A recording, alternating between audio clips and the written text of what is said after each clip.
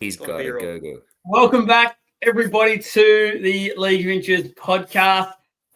Tuesday night for us, Supercoach edition, round 15 Supercoach show. So looking forward to ripping into this one. Not off my results on the weekend. It was a pretty poor one on my behalf compared to some of the others out there. Surprisingly, actually went pretty well head-to-head, but we'll get into that very, very shortly. First of all, obviously, a massive shout-out to our sponsors of this show. So our major sponsor for the podcast and the page, the Caxton Street Brewing Company. Again, big shout out. We've got our watch party for Game 2 coming up very, very shortly next Wednesday night there. Grab your tickets now, only $55 a head. Or if you're feeling lucky, you want to win a double pass, we've got 2 of those to give away for you as well. Jump on our social media pages, Facebook, Instagram. Go ahead and win yourself that. It includes basically unlimited wings, drinks packages as well. Go onto the actual post and explain everything that you can get in there. But really cool package. Come watch Origin with myself and Trav as well, and a few of all the others that do turn up. Great venue. They've got their own bunker. It literally is unreal. It's downstairs, surround sound and everything. It's awesome. Multiple screens, so you watch the action wherever you're sitting. Guaranteed. Come and check it out with us. And obviously also Con from Freedom Finance.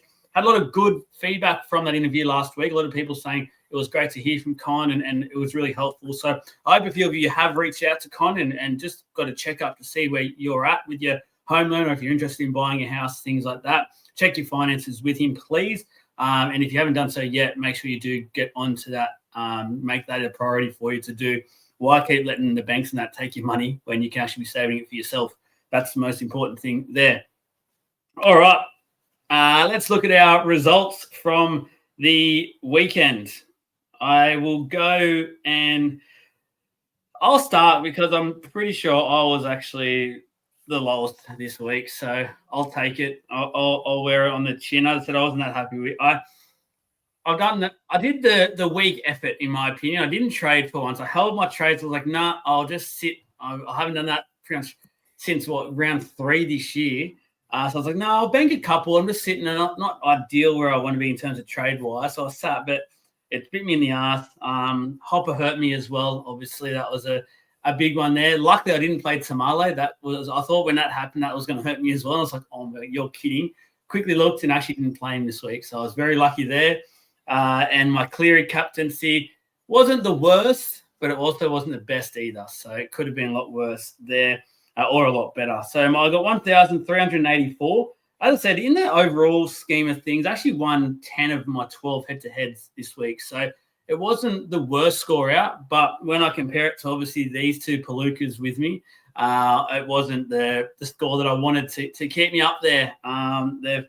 They've made some ground. I think I've given up top spot I had for a week. So that was nice to be at the top for a while. But I did get a win back in my draft, in our League of Inches draft. So I'm back in the winner's book there, which I really appreciate. So on my season rank, 2,360. I actually went up 326 spots this week. So the score must have been half decent. Anyway, at least it held me in and around that 2,000 mark, which I'm pretty happy with at the moment.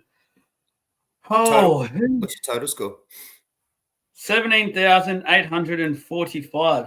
I'm into the top 1% now. Hey, look out. Well done. Raise the bat. Take that. Whoa. I don't think I've ever been able to say that in my life. So there you go. Oh, congratulations. It's good. Well done. Thanks, mate. Sorry, nice. Mr. X 2%. You're probably back in the 1% now. You're feeling a bit more better with yourself? Much better, yeah. I'm ahead of you again too, which is even better than that. So I'll let Trav go last, actually. I'll go now because he did actually beat me this week with a cracker score. But I scored 14-19. So my total overall score is 17,872. So I'm just ahead of you. It's not by quite a lot, but just ahead. So what did you say? Sorry, Jesse, what was yours? 17,872. Nothing in it, really. 28 points. Yeah, so my season rank is 2,044. I went up 771 spots. So it was a bit of a jump. Won all my head-to-heads, 6 of them. Team value 16.3. It was all a pretty good week. I didn't trade this week, or week just gone, and I only really had one option trade, and I'm absolutely kicking myself for not doing it. But basically I'd lined up Toya and Hosking for Olakau'atu and Azako. And that would have got me an extra 200. Those two alone score about 250 points this week. So yeah, over who I would have dropped out of my reserves, I played Burton for his 99. I would have probably more than likely taken the reserve off him and put it on Azako. And I would have played, obviously, Olakau'atu over Hosking, which was an extra, what was that? Probably about 60 odd points.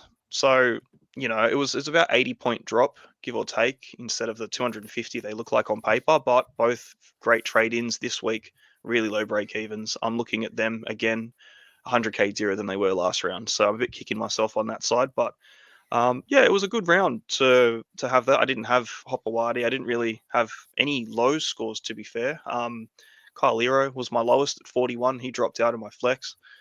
14-19. It was pretty good. It's kind of decent in a way, but now I'm sitting here thinking I had all these extra numbers for round 15. I've lost Kyle Lero and I've lost Burton as an 18th man. So I'm down to 12 again.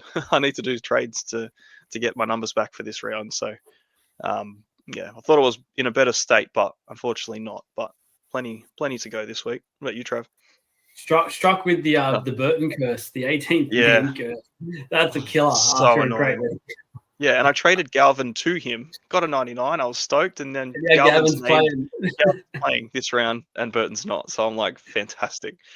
Just and what to I be wanted. fair, Galvin's score wouldn't have been high, like fantastic, but to be like a 1 week hold for him this week, it would have been okay. Got the try and stuff. So yeah, I've made money on Burton since I've had him, and I got I've got 150 points out of him in 2 plays. So like I'm happy with Burton to play for sure. And I think obviously had he had the goal kicking, it would have been probably 125, 126, something like that, which would have been awesome. But again, is what it is. I'll get him in 2 weeks. Well done, mate.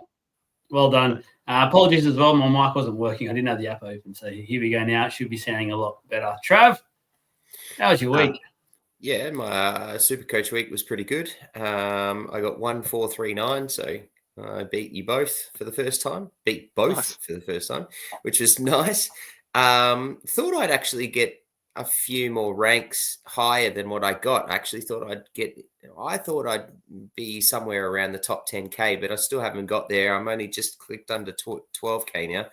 So I rose 4,058 spots to 11,957. So it's just a log jam in that. In that, from about 7k to 22-ish k is only a few hundred points. It's not much. So it's just trying to get out of that. If I can get out of that, then I'm cherry ripe. But 17,407. So I'm just 440 odd points away from you, Joel, and 470 odd points from you, Jesse. So yeah, I'm thereabouts. So my trades this week were, I brought in Asako. So that was godsend for me, 132. But unfortunately my second trade was a killer in JC. So with 27, and he flexed out. So it's good to spend 700k on a guy. And he flexes out of your score, but it is what it is. Based off those 2 trades, I ended up making some decisions. I had the reserve on Ethan Strange right up until I made that change, until I made those trades. And so that cost me a lot at 140. All of my actual reserves, my NPRs were better. So my were better than my lowest score that actually came in. That was in my own team. Yeah, by miles. So like Aiken with a 60, Hiroti with a 74, Strange with a 142. We're all better than most of my reserves. So actually, we're better than 3 of my reserves. So yeah, I mean, it is what it is. Look, I'm pretty happy. I made trades that got me through this week as well. So I the 2 dudes I wanted to have for numbers for 15, and some TLT's been very kind to me, and I've got 16 playing this week. Now fair call. One of them, I'll be straight. One of them is Simpkins for the Titans. Yeah. But at the end of the day, it's your best 13. So, he may come out and just get a nice big meat pie in his 10, 15 minutes and, score 40, 50 and he'll jump in. So I don't mind. So I'm okay. I'm going to play that. So I'm a bit tentative this week about what I do with so many trades. I do have Eero. So I'm going to have to, I will look at that. I'm playing. So I'll see where I sit with that at the moment. But, pretty happy with what I did on the weekend. Wait. Well done, mate. Well done. You smashed it. Mate, how's thanks. How's one of our boys who got top 20 in our league? Yeah. Shout out to some of our boys actually in our League of Inches one. I'll go into that now. And he absolutely. We had a couple that actually really killed it this week. It was a couple of putting their scores up on. Yeah, putting their scores up on. I think the Saturday night. I'm just thinking, I'm like, I'm dead 600 behind you boys at the moment. What am I doing? It was ridiculous, terrifying. And they just kept going.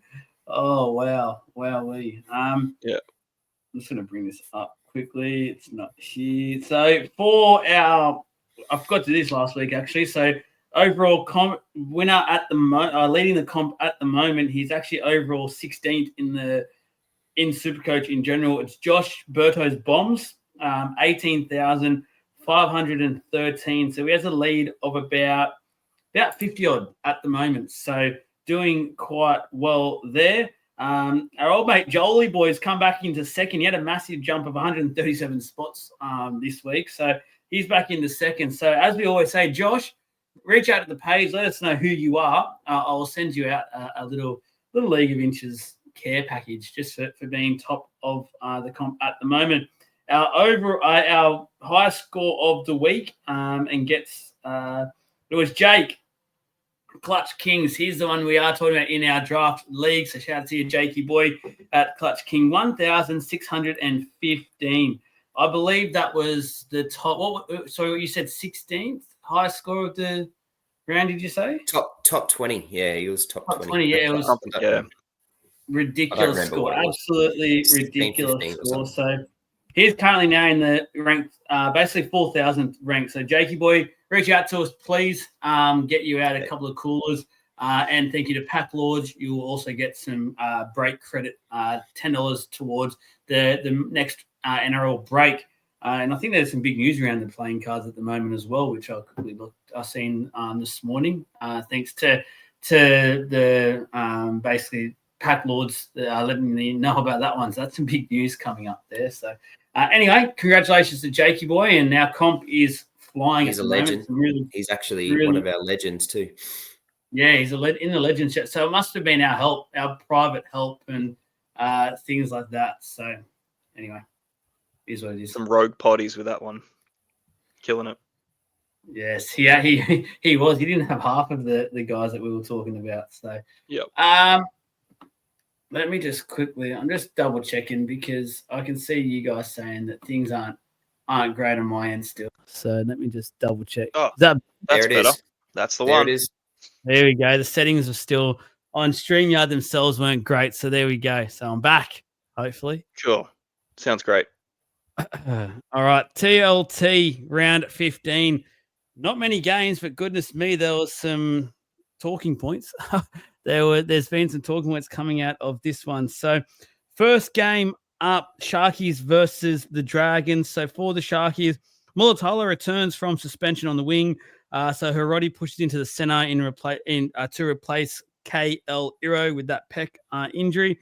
He's out for, I think it's reported, about 8 to 10 weeks at the moment, Iro. So probably looking at a finals push. I don't think he'd be, at this stage, might not be Supercoach relevant, but we'll keep an eye on that. Who knows with his recovery and stuff, but pec's a very tender spot, unfortunately. And Toby Rudolph is listed amongst the reserves. For the Dragons, Val Holmes obviously missing through Origin duty, which brings Corey Allen to the centres. Tyrell Sloan returns on the wing in place of Tui Pelotu. It's his other hamstring, I've been told, not the one he did hurt last time. So unfortunate. I have heard stories that actually happens quite a lot. The other one will go after you've hurt the other leg. So a bit weird how that all happens. Emre Gula will start at prop, and Luciana Leilua starts in the back row as well. Anything to talk about for this game, boys? I suppose the elephant in the room really is Kyle Ero. A big popular centre wing. Hasn't missed a try this year yet. Every single game he's played, he's bagged one. It's just insane. So it's a massive loss. Hey, 8 from 8, I think he's got. yeah, I think Ridiculous. something like that. Yeah, it's just a freak. So Hiroti comes in. If you still held on to Hiroti, congratulations. I think Trav might still have him. Unreal. Yeah. Hiroti's a gun when Yes. he's playing, man. So he's going to just take off where Hero left, I reckon. He's just going to be a really good play each week. So I don't know if I'd be buying him, but I think if you've got him, you're cheering. I definitely wouldn't be buying him. I think if you if you fluked it like me, and just because you had no other problems to fix it, as I went, that I was happy just to hold him because he was getting zeros and wasn't doing anything, with the hope that eventually he'll come back, and then it's a godsend for me, So Mulatalo gets injured, Stone Street gets injured, now bloody Hero's injured, and Hiroti gets to keep his play, but he's playing so well too. Like, it'd be a hard drop. He'd be a very hard drop. But I'm happy to have him. Yeah, he's I'm not sure about the no buy comment, to be honest. You don't reckon? I think he's a buy. He has got more scores than he hasn't well over his current price tag. You just rightly said Hero has managed to score a try every time he plays so far. I actually don't mind going back to Hiroti at the moment, personally. What's his price? 391k. He's 391. He just dropped 22k. He's got a break even of 33. Oh, you know what? I don't mind that. Thank you. I really don't mind that at all. I thought he was dearer, to be honest with you. But we'll talk about that sort of thing in the trade talk. I suppose for the Dragons, kind of is what it is. Tupelo is a big loss for him, but he's not been there for a while.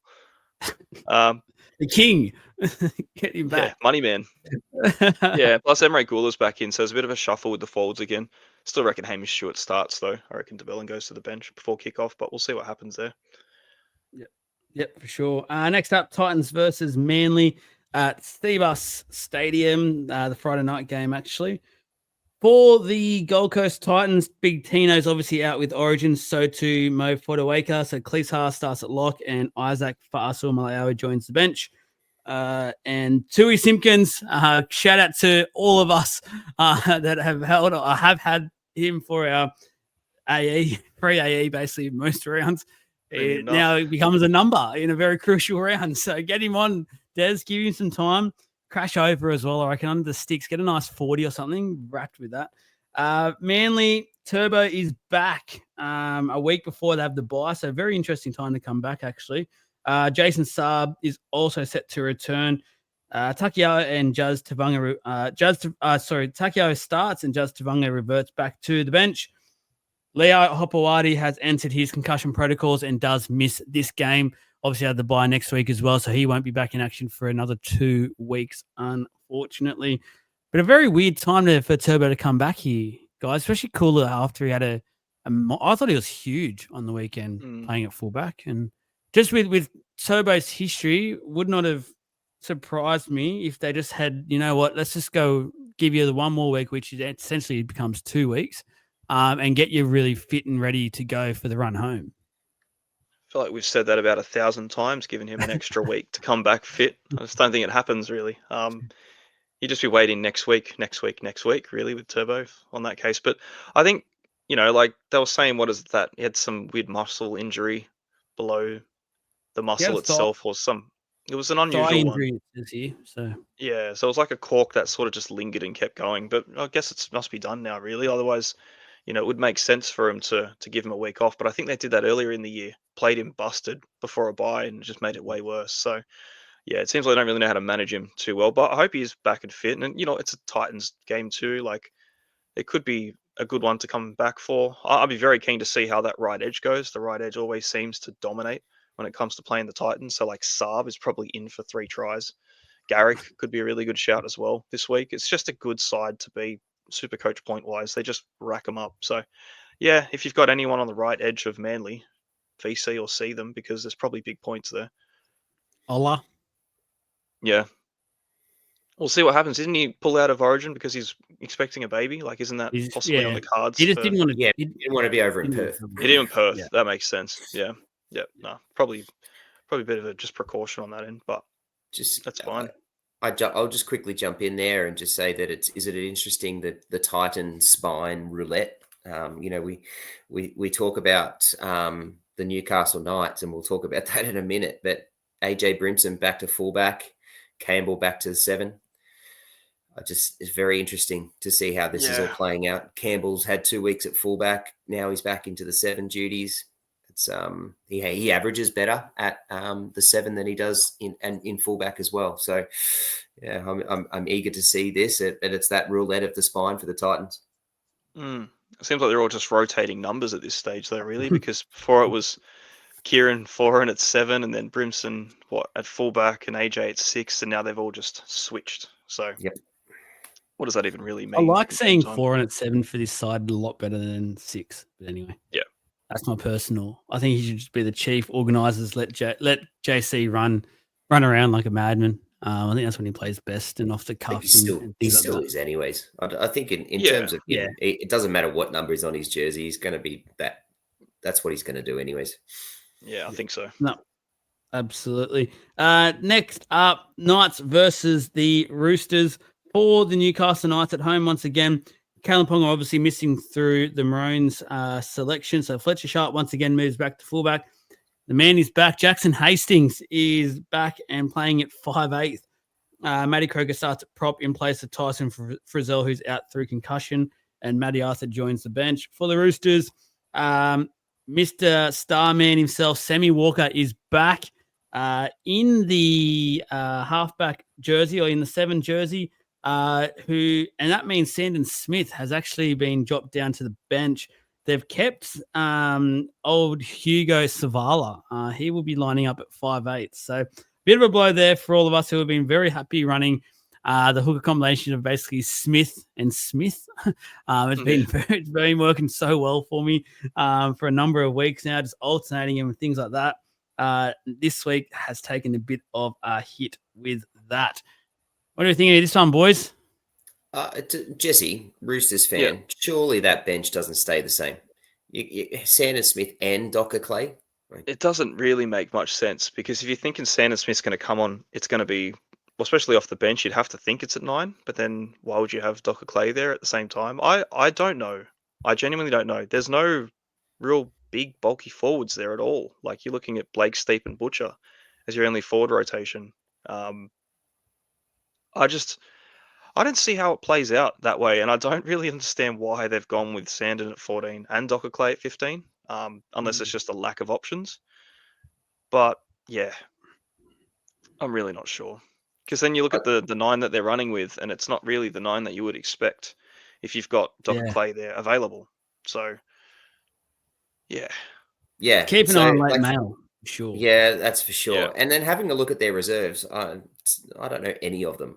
No, that's what I mean. Like, it's for a lack of not having anyone else, and these are the guys that are tried and true at the moment. Makatoa, Lassalou, Rodwell, and Vae. Well, Vae, he's played too, and he's a big boy. Like, he could probably get a run out considering the lack of size on the bench. But again, it's the Knights, so we'll see what happens. I'm surprised Sandon didn't get the 5'8" jersey, to be honest. I'm very surprised there. I thought he'd work perfectly in with Sammy Walker. I thought, from what I've seen so far, Savala's been the 7, and Smith's just been going about his trade really nicely this year at 6, and then Walker's back, so that means swap Savala to 5'8". I don't quite get that. That's why I feel like this team list has a bit to happen to it up until kickoff. I really just don't. I'll put it out there right now. This will not be the 1 to 17. No way in the world.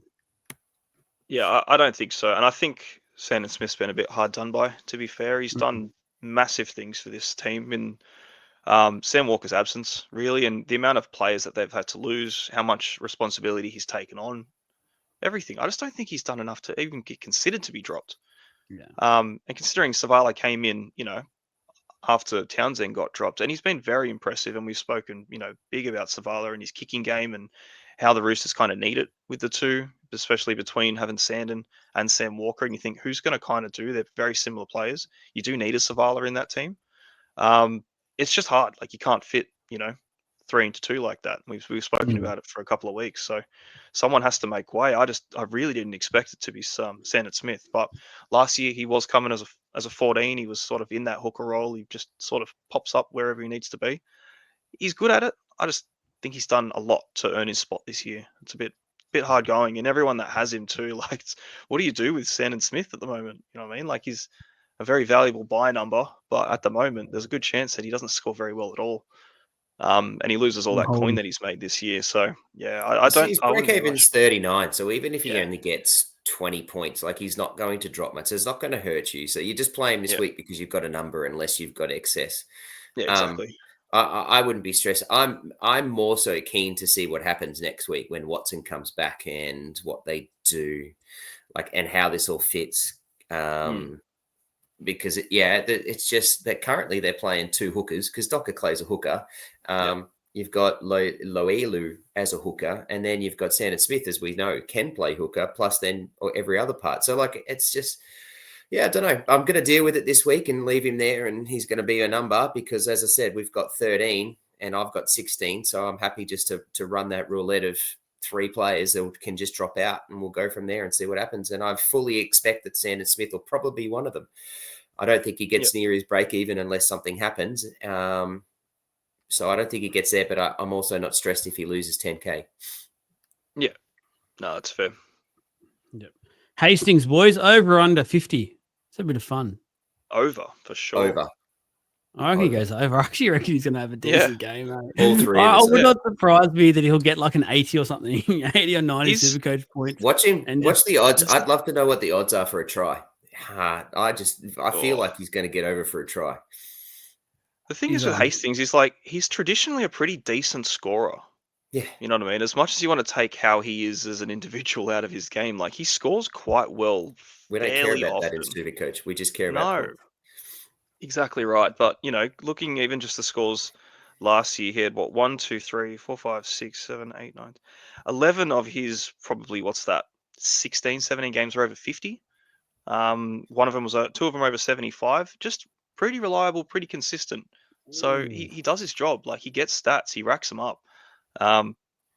It's just I don't know. He's very, very low appeal to buy. Pod play. Not even pod alert.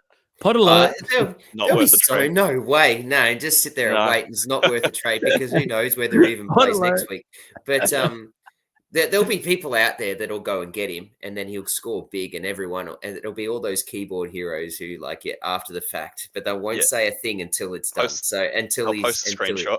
That's right. Yeah, won't say a thing. To be fair, he's definitely a draft pickup. So go to your boards and pick him up, and guess who's got number 1 waiver pick? Batman. So this guy. So he's going. I'm telling you now, draft. League of Inches. He's playing 1 week. Waste your draft, pick 1. Don't care. Need to win it. Got to win it. I'm in. He's coming. You need a couple of wins. Well, Cleary's out, mate. I'm taking Cleary's in Origin, so I'm definitely not trading Cleary for Hastings though. But... you won't. Cleary, you'll be right. No, I won't. Next Get him up, off the Cowboys. waivers. Cowboys against the Dolphins. Cowboys have a host of changes here. Dearden, Cotter, Nanai, and Robson all on Origin duty, and suspensions for Johnny Bateman and Viliami Vailea. So he's a new look side to take the field for Toddy Payton. Scotty Drinkwater is the captain. Murray Taulagi comes back. Kai O'Donnell comes back as well. And so does Jason Malolo. Braden Burns in the centers, Jake Clifford at halfback, and Thomas McKaylee and Deputon Caden Lars are the new faces also for this side. A host of changes there. For the Dolphins, Jake Avrillis slots into fullback in replace of Hammer, who's obviously on Origin duty, and Ray Stone returns from a shoulder injury on the bench to fill the hole left by Maxi Platten. Some terrible news coming out obviously this week for the Dolphins with Saifidi confirmed for the year now. That's a shocking blow for him. They lost Gilbert as well. That's been confirmed by the club for the rest of the year.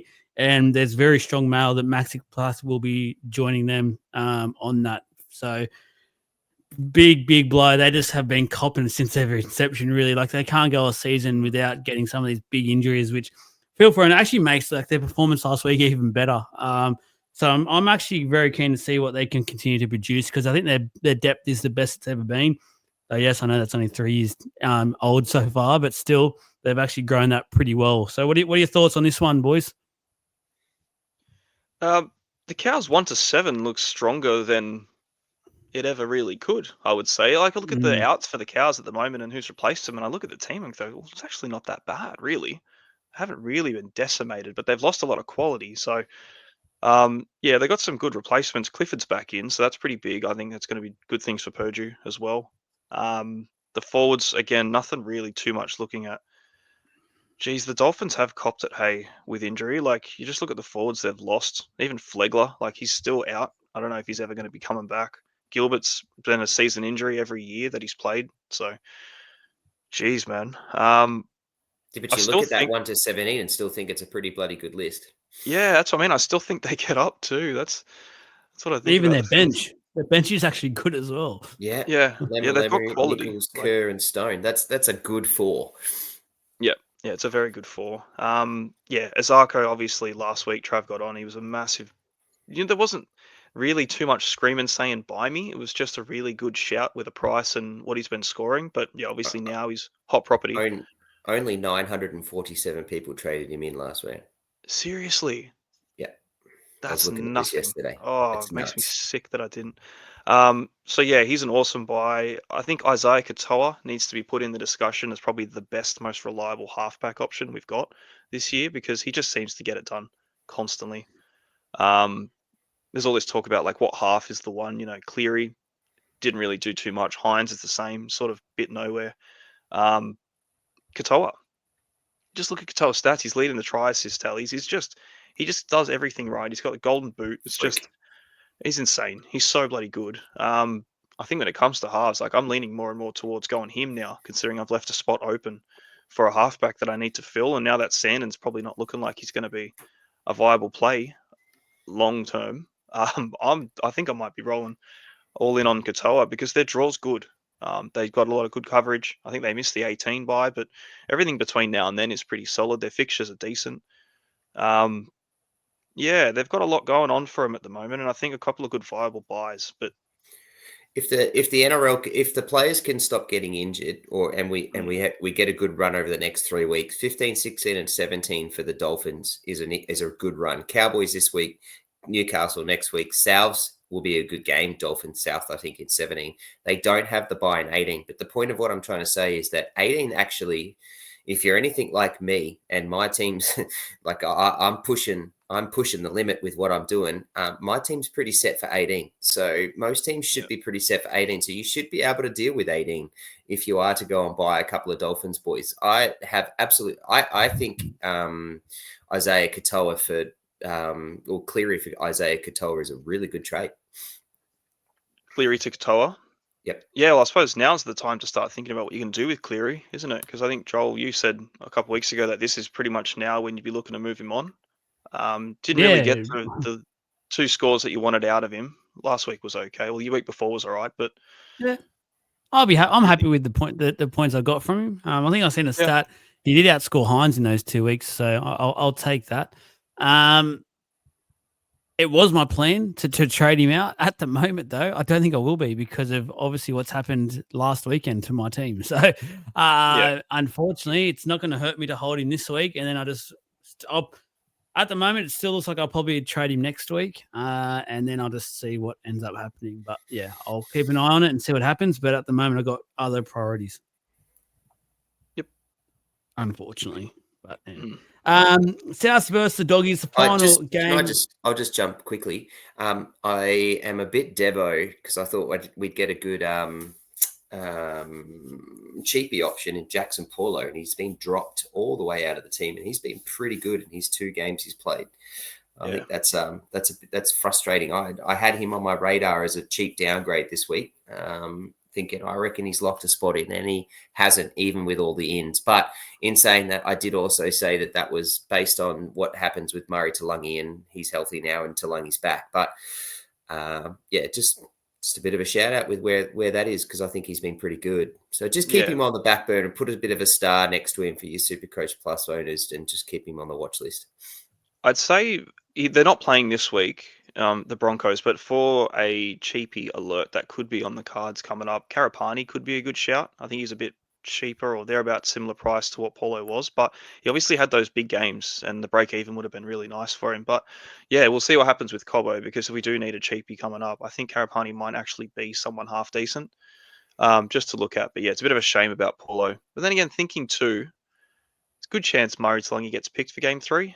Would you say? Yeah. So there's a chance he comes in for a game, might make some coin, but it's an in and out kind of trade. So yeah, just keep it on the watch list. Yep, fair enough. Their last game, Bunnies against the Doggies. Why this game is on during Origin period, I have absolutely no idea. Shame on you, NRL. Really, this should be a blockbuster with stars playing left, right, and center. But here we go for the Bunnies. Obviously, Jai Gray moves back to fullback in place of Latrell Mitchell on Blues cam. Jaden Sullivan moves to 5'8" in the absence of Cody Walker, gone with that groin injury. He can't take a trick this year. And Jamie Humphries takes over at halfback. Davey Mo Ali has been added to the bench after he was 18th man last night. And star centre Campbell Graham is listed amongst the reserve. So keep an eye on him after having those back spasms that ruled him out last minute against the Raiders in those freezing conditions. For the Bulldogs, Lachlan Galvin moves into the starting side. He takes over Matt Burton, who has been named 18th man. So that is right, guys. He will not be playing this weekend. So unfortunate there for all those Matty Burton owners. And Jacob Kraz moves to the centre to take over Stephen Crichton, who's obviously on Origin. Blake Wilson comes onto the wing. Max King also on Blues duty, which sees Josh Curran shift to the front row. And Preston returns from suspension into the second row. So a huge addition there. Jake Turpin takes over from Kurt Mann as well on the bench. Anything to discuss in this game at the moment? Yeah, I'm and Jesse can probably pull up some numbers. I love Jacob Carraz. I've gone a little bit colder on him in the centers for 1 week. So maybe you can pull up the numbers on what he's like in the centers, but from what I've seen and read, I'm not overly keen on that. But damn, I'm excited about Jacob Preston. How good is that at a really nice time to come back? Yeah, Preston's a big one. So the numbers on Carraz at centre. Look, I think I did this a while ago, and I was surprised with how high they were. Because I hear a lot of him being quite low scoring at centre. Played 7 games at centre last year, averaged 73.5. Based 36, but based power 55. It was lower than his wing output, definitely a bit, but it's not drastic. It's not like he just bed shits every time he plays center. He's Jacob Carraz, you know what I mean? He's going to bust tackles, he's going to offload. He got 20-something point rescore, just inefficient offloads in that last game. Yeah. Yeah, and that was just in that alone. He had half the team tackling him and he bloody pops his offload out and they get a try from it. And I was like, how does this guy keep doing what he's doing? Yeah, look, he's still a good buy. Like, he's still an elite center wing, even with a weak positional. It's just a 1 week play. It's like the same time we looked at Nwangani Tawasi moving from the wing to the center for that one game. People still bought him for it because they're like, it's just for a week. And then he goes back to the wing again. It's what's going to happen with Carraz.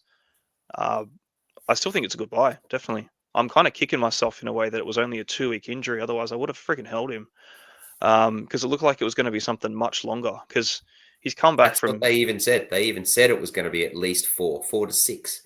4 to 6. Like, even physio was coming out saying, like, oh, that's surprising. Getting these bloody PRP injections trying to speed up recovery and this and that. Still, I had doubts alone, but just watching him play, I was like, you never doubt Carraz, man. He's inevitable. But here we are. We don't have him. He did drop a bit of coin, but not as much as I was hoping because obviously he had a 125 break even. He scored 90. It's like he's dropped near nothing. He's like 750 something K still.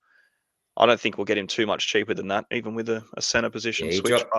He dropped 29.7, so basically 30K, 768. He's got he's 768K. He's got a break even 105. 105 against the Bunnies. He does. And- He's got the mini bye next week. So you're buying him against the Bunnies this week, bye next week. Then he plays 17, 89 and off he goes. So, Yeah. And then they play the Panthers, the Broncos, yep. Cowboys, Dragons, Manly, Cowboys. Tigers, Warriors, Roosters. Oh. Decent. Yeah. Even the Panthers and Broncos aren't really the powerhouse teams that we sort of put them on that draw for. So it's a good run. Yeah, I think he's a quality buy, to be fair. Even with the one game, I think he's still a good buy. Kyle Leroy's out, potentially real long term. He's not far off him price wise, and we've got 3 trades this week. So, yeah, leaning into it. Oh, those numbers. I had to block my ears. I didn't want to hear them. I was in the camp of Senna. Yep, sweet. I'll pass on him this week. Obviously not next week. Get him in the week after. Now I'm shitting my pants. But anyway, the joys of Supercoach. Talk to us, Jesse. Top traded in and out for this week so far. Alrighty. So, the top traded out this week, in all of the top 10% of coaches, we're looking at Sevilio Tamale. So, yeah, this is one that looked like, for all intents, he was going to be a keeper. He was just banging him out, absolute gun. The Raiders are flying. Their draw is fantastic. Fixture-wise, obviously, they've still got buys to come. He's made a total of 333.3k, which is nuts. And he's dislocated patella. It's out for a fair whack with that one. It's not a nice injury. So really, really unfortunate. He's been so bloody impressive this year. But again, at his price, if we're just talking Supercoach and price-wise, 565k, you can do a lot with it. His most traded out is for Zarko at 625. So they're finding a bit of coin. That's 1,500 people. Carraz is the next up. And then, it's basically buy numbers this week. Tedesco, Herbie, Drinkwater. Good trades, like really nice trades. What I like seeing when a cheapie prices up, you trade him up to a gun. There is a few people in there trading him for Lawson. I saw a lot of people get Lawson in last week and just regret everything. So that's the risk you take. But yeah, he's a most popular trade out, and fair enough. You've got him. Is it just Joel? You've got him. Hey, neither of the other two. Yep. We don't. Yep.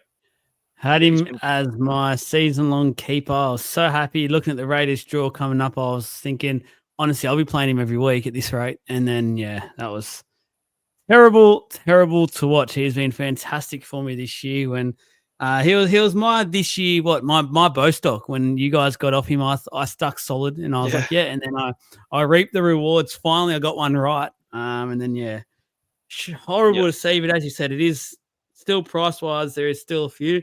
To be honest, I've actually got a few other things I'm going to deal with this week. So for mine, I'll hold him this week, but I'll get him out next week.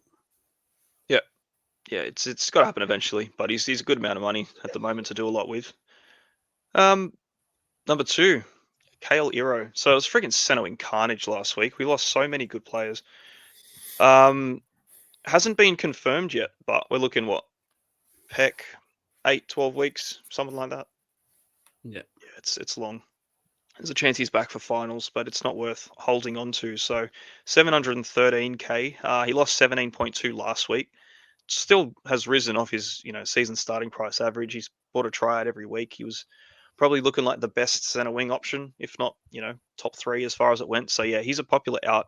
At his price, again, we know who the options are. If you don't have anyone in that top 5 or 6 averaging center wings, you get him in from this fella. Like, you just make it happen. It's super easy to do. His top trade, again, Carraz is going to be the number 1 trade option this week, I would say, from everyone. Carraz, Azarko, and Herbie, most likely, if he's going to turn into one of those 3 for you. Marshall Son, Kyle Lero, boys. Easy Sucked. trade out. Easy trade. Sucks. It does, yeah, it does. But yeah, easy trade out. 713, going to be missed most of the year. Carraz is almost a no-brainer, or Herbie. Most people don't have Carraz, obviously, because of that injury, so we traded him out. So it's an easy one, I think. I just, for this type of one, like, you've got this guy who's been a lock-in for your number 1 spot in your centers. You've got to get and replace that with a lock-in for your number 1 spot in your centers. I think that's how you feel. Don't take the risk on going anywhere else. I've had a couple of chats with a couple of people who have thought, oh, wow, I can drop him right down to someone and bank a lot of cash. it's not worth it. Don't even think about it. Right now, that's not an option, but there are people talking about it that have messaged me. So I think in the next couple of days that'll start to be thought about a little bit more. I just replace like for like in this one. Yeah. You got to go for someone that, like, especially if Collier, you're banking on him pretty much putting 80 points away a week, or close to.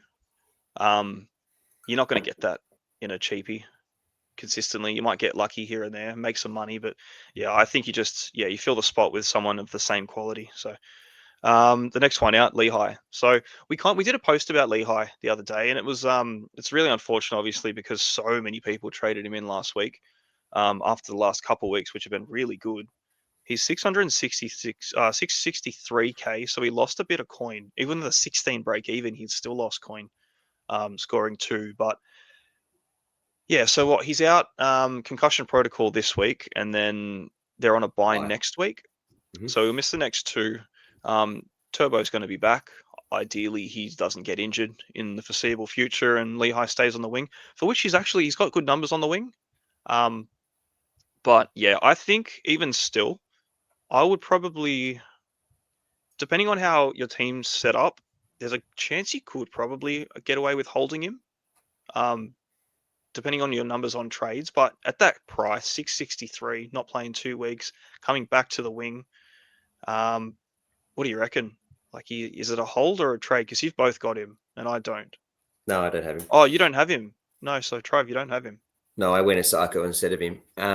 Right. Look, I'll give my opinion before Joel does, who does own him. My opinion is doesn't play this week, which is 15, has the bye 16, does come back and plays West Tigers and South 78, but then also has the bye. So he's going to miss 3 of the next 5. To me, that just says sell at 663, sell him. The mini buy next week's going to be a bit of not a killer, but it's going to be a harder one to manage, just like 15, just like 14 was for us. 13 was for us. Is that right? What was the bloody mini buy? 13 was the mini. 13. 13 was a tough one to navigate for a lot of us, and I think 16 is going to be a bit of a tough one to navigate with so many Manly guys that we've owned. So I personally, not that I'm an owner, think that he should be traded. He's also, when he comes back, he's going to go on the wing, which is all right, but he's got a break even of 111. So expect that 663 to drop. And Lehigh on the wing has to get 2 and 3 tries for him to score big. And that's not that's a tough get. So yeah, I think he's a good trade out. Yeah. Comes back against the Tigers too, so there's a good chance that he scores well. He tends to score quite well regardless, but it's a bit of a rock and a hard place, because if you just got him in last week, you kind of feel obliged to hold on to him. But yeah, he's out for 2 weeks, 111 break even. What are your thoughts, Joel? I've had him for 2 weeks. Absolutely, like putting him and Nero both together. I thought I played really well this time, and I was like, "Whoa, look out!" Yeah, awesome. And then just absolutely get one after the other. Horrible to see, but the Tigers is appealing. But I'm edging on the side of, and at the moment I've got him out. I've traded him. I don't like 18 against the Bunnies. I think they're improving at the moment. They're getting their troops back. They're looking good. Then it's the bye. Then they've got Melbourne in Melbourne, the Dogs at Allianz, the Roosters, who now have basically their full strength team back pretty much. The Raiders, who I basically think is going to win the minor premiership from here on out. I don't like that run at all. And Manly, they had that one good game 2 weeks ago, but apart from that, in the last month or so of football, they've been pretty diabolical. So I don't like that at all. And the fact that Turbo's now back and looks, at least for now, to be fit and have that fullback spot. If Turbo was out for the season, I probably would hold him, because I'd like to see him have he's obviously got the fullback numbers, and I think it'd be worth to just hold him and sit there, because my centre wings are pretty strong. I could probably cover him for that couple of weeks he is out. But the fact he'll be going back to the wing, I know, he has scored decently, but when there's people like Karaz and stuff out there that I can go to, Osako, things like that, I'm just going to part ways. Yeah, 100%. Well, that's the thing too. Like, obviously, we do have Osako as a great option. You're banking, what's that, about 40k doing it. Yeah. I think that's solid. I think that's really solid. Had he been here this week, and obviously not having this discussion, it's almost, Lehigh is almost a hold long term. But yeah, I think going off all of that information, he's a pretty viable trade out. Number 4, Robert Toyer. So yeah, Robert Toyer made a good amount of coin. I don't think he's got the same output as a Tamale. He's made a lot more than he has, to be fair, but not as consistent. There's one gigantic score in the midst of a bunch of 40s where Tamale's just been banging out 70, 70, 70. So different levels to that side. But yeah, he's 609. Obviously not playing this week. Maybe not next week as well, just with the turnaround from Origin. I think he's a fair trade out. I've been looking at trading him out for the last couple, just letting him ride and getting to that point. But yeah, this is essentially his peak. You know what I mean? Like, he's not going to maintain his break even's 87. I don't think he hits his break even 8 out of 10 times with that sort of score. But 609 is a lot of coin too for a guy that started literally 198 bottom dollar. So I think he's a good trade out. There's a lot of things you can do with that sort of money this week. So easy one there. He's a no-brainer trader. I traded him out last week and made money off Isako. So I went Toya down to Isako, and Isako is now more expensive than him. But yeah, I think he's a no-brainer. Trade him out. There is chatter around, Sam Walker's back. Sam likes to go that way. Does that help Toya a bit? I don't know. I don't want to play that. I just don't want to play that. I'm just going to, I think he's done his job. 410K, man. That's an incredible amount of money. It's an incredible amount of money. And yeah, he made more than made more than Tamale. Tamale made 365. And Tamale was way better. It's just funny how it all worked out. But yeah, he's a no-brainer trade out. Yep. Obviously, if you're not like Joel and a lot of others who have other problems they've got to fix. Yeah, a lot of fires to put out. He's not losing any coin. He's just a good, valuable asset to move on and upgrade from. So, yep. Cleary number 5. So yeah, this is the time. Really, he plays 1 out of the next 4 weeks. Confirmed, basically. 764. He dropped 32K last week. Just pretty, let's say Sorry, Joe? No, I was just going to quickly say on that, because I have seen a few chats where some people are like, oh, no, Penrith is starting to win now. Like, he'll play for sure against the Warriors next week. It's literally, I've actually heard today, it's impossible for Penrith to get there in time, like the Penrith players to get to New Zealand in time. The flights are not working. So it is literally impossible. And I haven't blew up about it, but it is what it is. They will not, no Penrith player will be backing up against the Warriors. Done. Ivan can blow up early once. The draw has been in since last year, so they all knew what was happening. But and so we all did. But yeah, I think it's an easy way. He's obviously, it's locked in. He's not playing this week again, or he's obviously on Origin. He's not going to back up against New Zealand to get to New Zealand, and then he's got the Bulldogs and a full strength Bulldogs team in 17, and then he goes into 18 with another Origin bye, and then does he back up against Para? Well, we don't know. And does he need to? Probably not, but we'll see what happens. Yep. Well, 764. I'd say he's still probably the dearest halfback option there is at the moment, considering there's no one else that's really lighting the world on fire. Yeah, I'd say trade him. I did it weeks ago. I did it in round 11. So hasn't really hurt either, to be honest with you. Like, you always kind of shit yourself watching not having Cleary in your team. But again, it has not been a hard not own. Like, he's just, I guess, I don't know. The halves market this year is just pretty lackluster. But yeah, you will eventually want to trade him back in later on. But I think for now. The other play I can see happening, and it's one that I'm probably going to do, is wait a week, because obviously Jerome Hughes isn't playing this week. So there might be a few that aren't keen on Katoa, and they'll go, no, I'm waiting a week, and I'll let it ride for now. And I'm at this stage right now, I'm probably doing the same. I didn't actually look too much into this week a few weeks ago, and I had it set to do that swap, but then I realized they both got the bye this week, or Cleary's not playing. So that's sort of screwed my plan a little bit, but I'll just wait a week. Yep. Yeah, well, that's the thing. Like, between Cleary and Katoa, 150K. Hughes obviously had, not Katoa, Hughes, you mean, had a massive score, man. It's freaking huge. It's been sort of waiting to happen. But yeah, the bye this week does hurt. But if you can wait a week, it's money next week that you can, I've got go Hine. forward. And, yeah, you can definitely wait on that if you need to.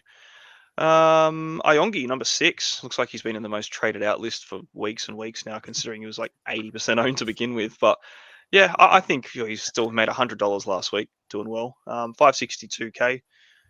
Where are people going to from Iongi? Because I would say he's probably been one of the more reliable fullbacks this year, if you've held on to him this long. Oh, God, I hate seeing that. Most traded out, Nathan Lawson. Please stop doing that. Stop it. Tommy Turbo, Scott Drinkwater, Azarko. There's a few people rolling the dice on that one. Again, if you're getting, if you can bank 50k going Iongi to Tom Turbo, in theory and on paper, that sounds incredible. But yeah, he's looked really good. So I can't really talk about Iongi. I'm not really too sure where to stand on him because as far as everyone looks at, he's a cashier that's made a lot of coin and he's looking to upgrade. But I look at some of the people that people are upgrading to or downgrading him to, and I just don't like him. Not compared to what Iongi's doing. Joel, you got him? Yeah. You been Yeah, enjoying I've got him holding at the moment. I won't give too much away, but there is a very real possibility that this is my last week with Iongi. So you'll find out what I'm doing. Could be a drop the mic moment, but yeah, he's done a job. I was very keen to see what he was going to be like with Moses and that back. I understand what you're saying. I agree, though. There's only probably 3 fullbacks really I'd probably trade him to. They're all going to take a bit of work to get to, but that's probably the only way I'd do it. I probably wouldn't go for anyone around his sort of price and things like that because I think he's doing a probably just as good of a job, if not better. So Yeah. But it is, I think, me planning to the run home now. It's unfortunately time to part ways. Teddy's coming in, I'm guessing. I don't know. 300k for that. You can find it quite easy, I guess. There's enough trades happening. Is he a trade out, Trav? Yes. Yeah, he's a trade. Yeah, look, it's 90 break even. He's done what he's done. I traded him out earlier. I've missed another 100 odd K. I think Joel holding him back when we were talking about it originally a few weeks ago was absolutely valid to hold him through and see what happens with Moses, and it worked. It worked really nicely. He's then gone and pushed another 150k out. But yeah, he's got the bye this week. There are lots of options. There are lots. You've got flex, so you can always push this. Like we've all got 2 fullbacks. So change him into the flex and then make some trades around that. But to get to your good fullbacks, you're going to need, to get to Pappy, it's 200k. To get to Drinky, it's just under 200k. To get to Teddy, it's over 300k. It's like it's just, it's a bit of an odd one with those fullbacks and where you can go. You could play around and get a Fletcher Sharp if you wanted a fullback. Now, there's plenty of options. Yeah. Yeah, I just think this is the kind of week with the amount of outs that you've got. Like if you had a Nero or a Hopewadi or any of these guys, you've got money. You've got money in the bank. You can sort of giving you an invitation and a ticket to get Teddy if you didn't have him or any of these sort of big dogs. Because if you need to find 300k, you've got 3 trades and about $2 million worth of center wings that are all gone for the long term. So yeah, you can definitely make it happen. And I think it's a good move to do, especially this round. You look at the fullbacks. There's a lot of centers that are playing. There's a lot of good fullbacks that are playing. I'd get rid of the blue dots and just get some green ticks in there just for the points overall. Zach Hosking, number 7. So I was looking actually moving him on last week. I don't know. I've sort of been a little bit disappointed in a way. He's scoring all right. He's doing well. The minutes just have sort of been a bit here and there with him. The output, the base hasn't been there. Last week he got a try in 80 minutes. He scored 61. 69 minutes for a 54 the week prior, 76 minutes, which was good, but for 43 points against the Warriors.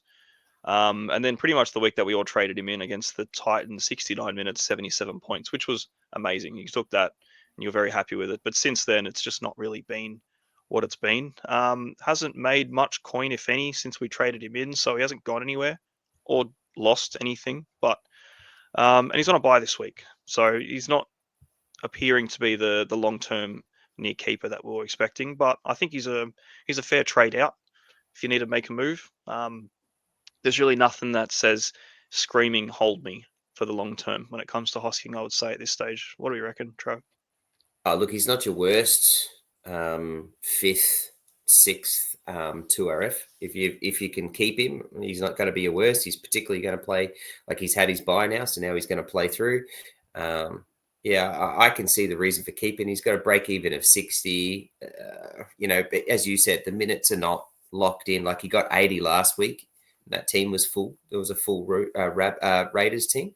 So that was a good sign. But again, like with a try and only a 61, that certainly doesn't help you.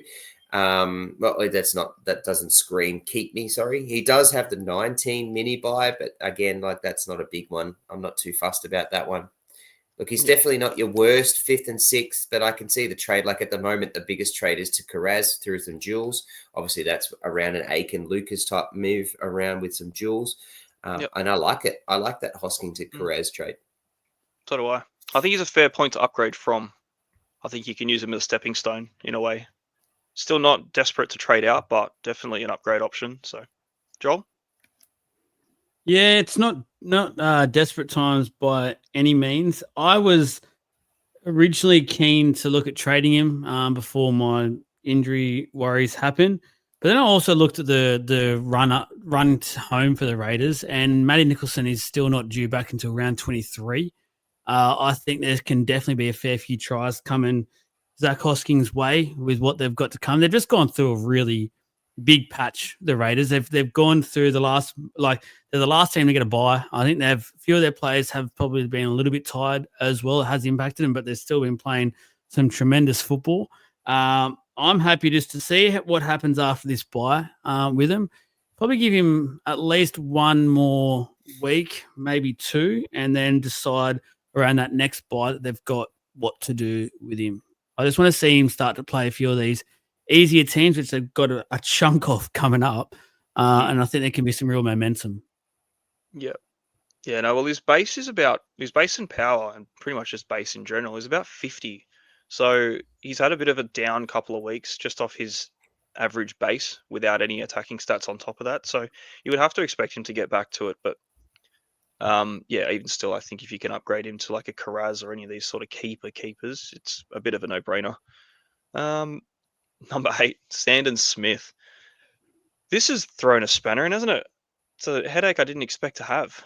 It's almost certain we're going to just be able to keep running this little Smith duo or a hooker or kind of just plug in where you needed to, but it might not be what it's going to be anymore. So he's 511k. Obviously, his jewel is one of the most valuable jewels that we've had this season, I would say.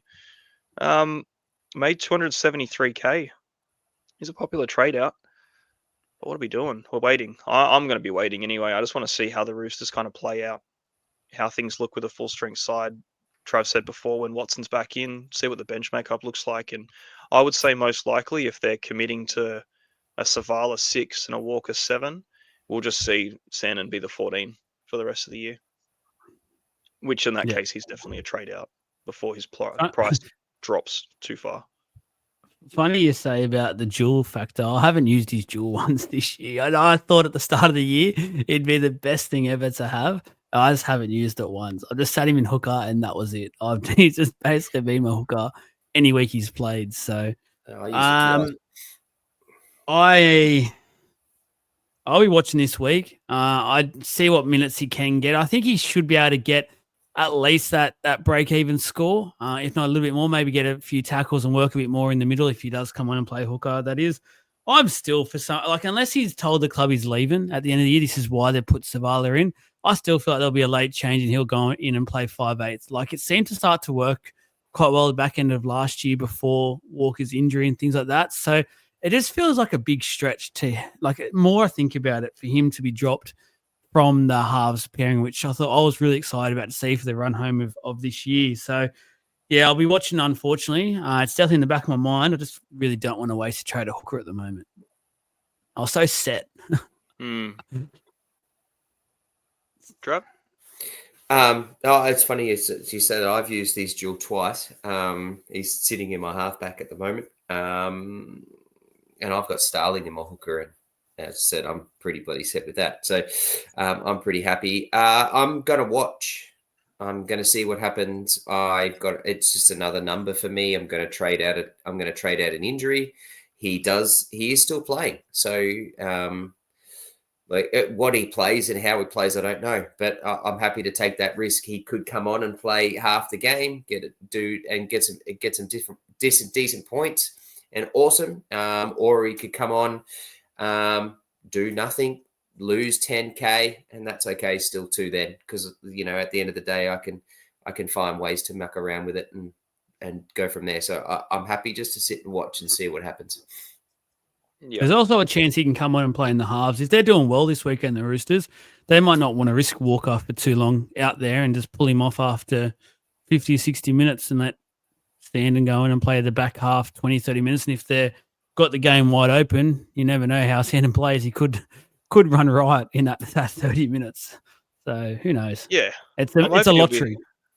I'm hoping it's going to look like something like Jacob Little coming off the bench and just getting a full break and running the field. Because I feel like, Sandon's in another same mold to what he's been doing off the bench. But yeah, he could still make points, definitely. It's just he's currently in my halfback too as well. And I've just been looking at other halves and moving who to move out of my hooker spot to move him back there. And I've just been seeing what Sandon's scoring. And I'm like, he's been scoring more than Hines has in the last, I think his 3-round average is more than Hines is.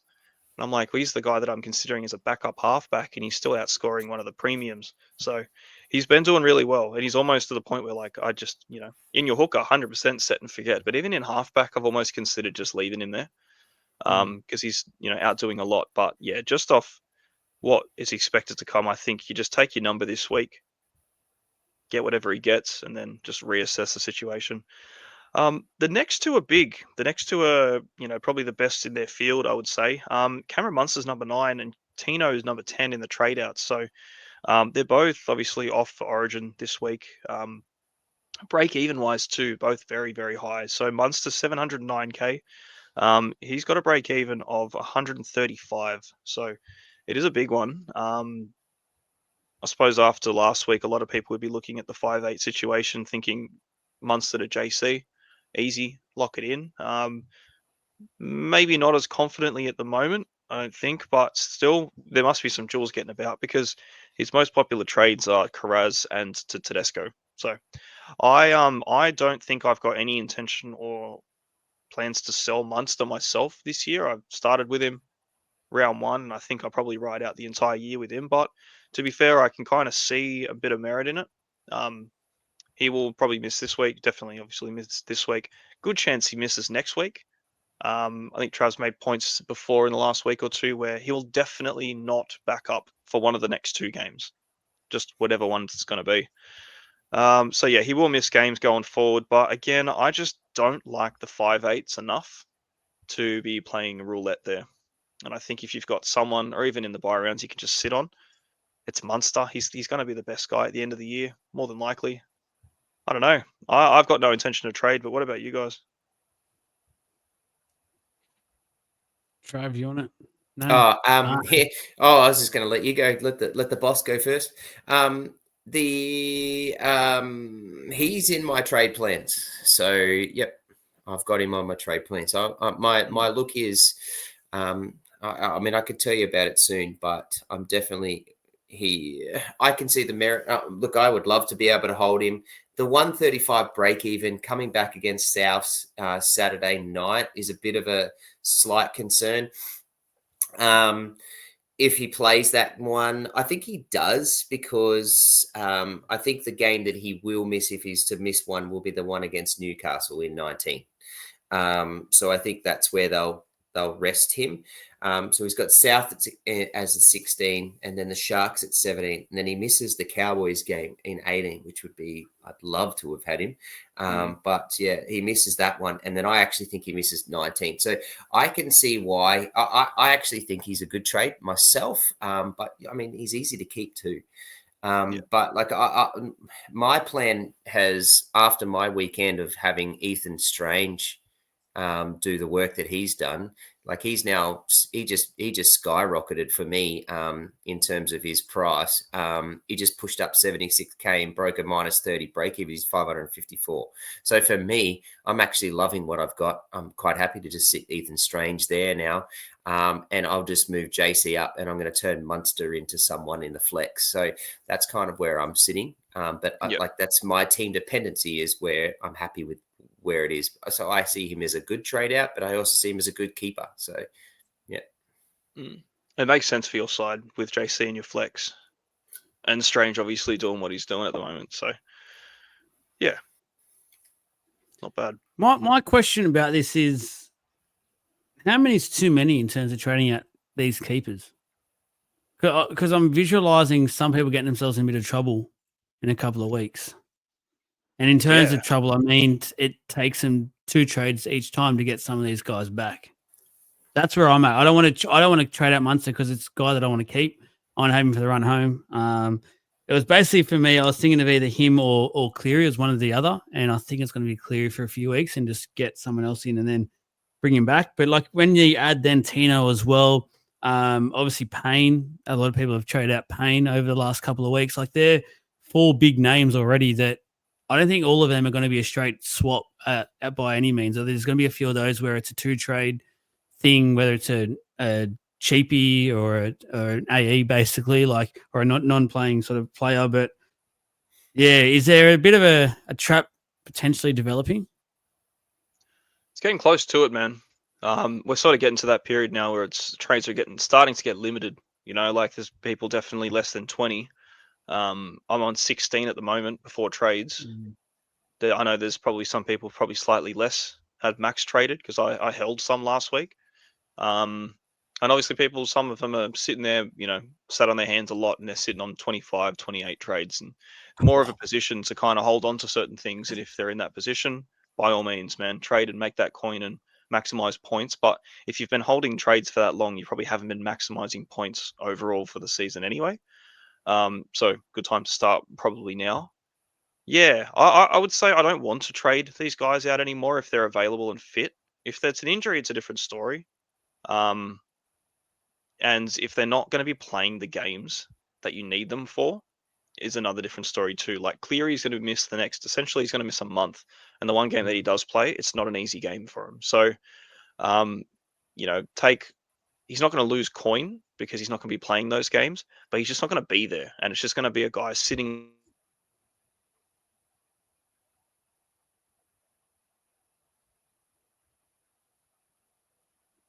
on your bench that could be something big potentially.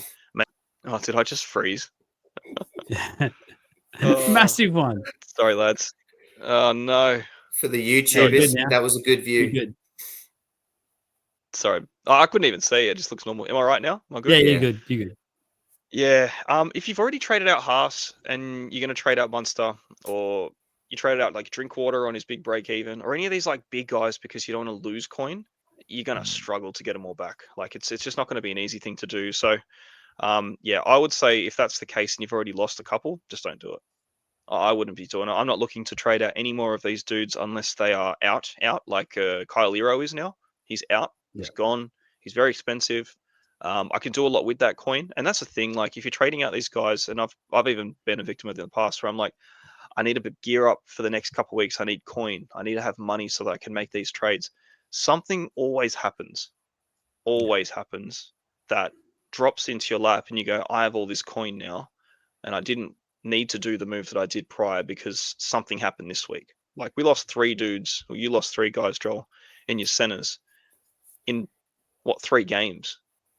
And you're like, shit, that's my buy planning gone. That was what happened to me in round 12.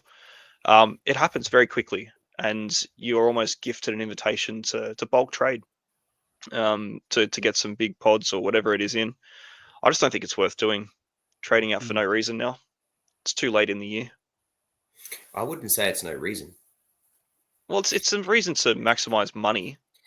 700k, 135 break even is going to miss at least 3 of the next 5. For me, it's just I can see it as a good trade out. Now, do I hate? I don't hate either way, and I can see why some want to trade him out. I can see why some want to keep, why others keep him. I think there's an argument either way. I don't think you're making a bad choice. I know what you were saying, like how many times, but like for me, my trade is looking at Munster to Teddy. So for me, it's like, yeah. As long as you're not doing something like Lawson, which seems to be popping up, like as long as you're getting these guys. Like last week, I traded Toya to Osako, and I made money off that, and then I pushed that money for Hosking to JC. And although JC only got 27, I still think JC's the best 5'8" in Supercoach for us. So I was happy to make that trade, and I'll just keep JC. So for me, it's like I'm trading some of these guys, and I have been doing it. Like I went Haas to Tarpany. Tarpany hasn't worked out very well, but he was, a pretty good keeper. As long as you're doing these sort of keeper guys and these options, and you're trying to get value, like you're trying to go down to someone who's like Nickera was a really good example. It hasn't worked out, but we were buying him because we knew that he could play footy. And when he works it out, he can play footy. Unfortunately, it didn't work. And so I came out so that I could not cop more money loss. But, as long as you're doing those types of things, I don't see a problem with that. I think you've got to play the field. You've got to play the share market. And that's that kind of share market that we're talking about. Yep. Fair. I thought I'd pose the question. It's a good question. It's a valid question. It is. Yeah, 100%. And it's very important about, like, to Trav's point, who are you getting? Like if you're cashing out to bank coin to just have a war chest for a rainy day, it's not the time, not anymore. But yeah, if you're getting Teddy in, bloody hell, I'd move mountains to get Teddy in if I didn't have him already. So, and then yeah, like you can just bring that same discussion down to Tino, number 10. There's a bit of talk about Tino having a sternum injury. Yeah. He's been managing an injury there. Plus, obviously, he's got Origin. There's the workload. Tino's just got to do a billion things for the Titans to make him not get belted every week. So it's hard. It's a hard one. I don't think I'll trade Tino out. I think I'll just let it ride. And his duel's too valuable, I would say, at the moment for me. And he'll push through. He's the kind of guy that will just knuckle down and push through an injury to get it done. And look, if his output drops over the next month, then his output drops, and hopefully it picks up towards the end of the year. But yeah, 700K. I'm just going to stop you, right? So here's where I'm at. And I'm not being rude. This is so you're fair. He played Origin in 12. He came back and played the Storm, got 57, played 72 minutes. The dude's going to play. That's just what he does. he may not back up, or he may only get 50 minutes, but he's going to bloody get points. Like, so just deal with it. Tino's the type of one that I'm happy just to ride and watch him drop price all the way back down to 500K again, because he's still going to get 50s and 60s in the front row 2RF, and I'm happy to ride that. And then once Origin drops out, then I'm going to get him back to where he's getting his big minutes again, and off he goes again. So, like, yeah, I have, and to be completely fair, he only played 54 minutes against the Broncos last week, I reckon, and he didn't even play the last. I think it was when he played all the way through and then didn't play the last part when they were getting belted. I reckon Desi and everyone just said, "Yeah, look, we're not coming back here. We're getting belted. You got to go play Origin. We need you back for 16 against Para." So, because we don't want to finish on the bottom, and that's the game we have to win so that we don't. So, he's going to play. Yep. Keep him. Don't trade him is the point. This is one of those ones where I wouldn't trade regardless. I would just let it ride. And yeah, he started off a lot cheaper for us than like a Haas and all these other guys did.